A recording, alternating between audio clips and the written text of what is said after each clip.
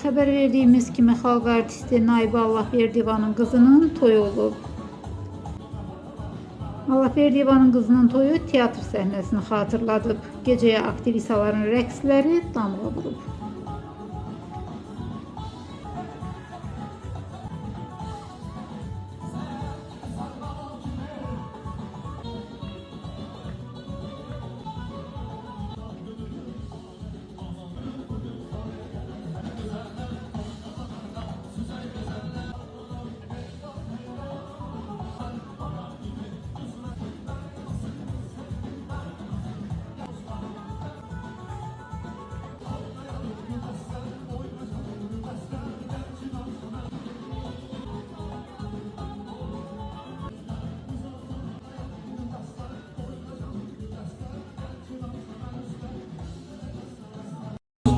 Тоже ты, мой старый кайнана, тоже ты.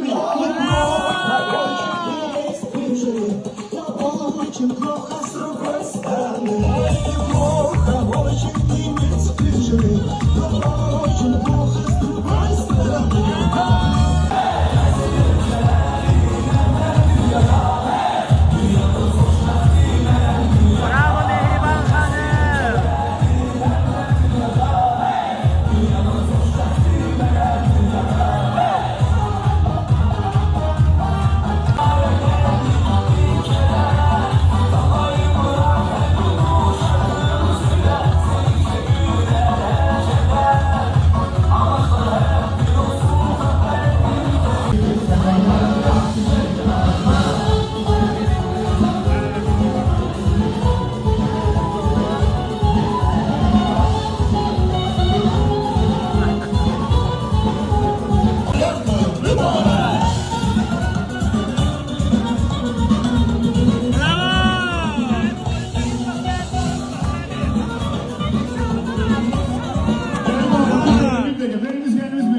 Hep beraber, hep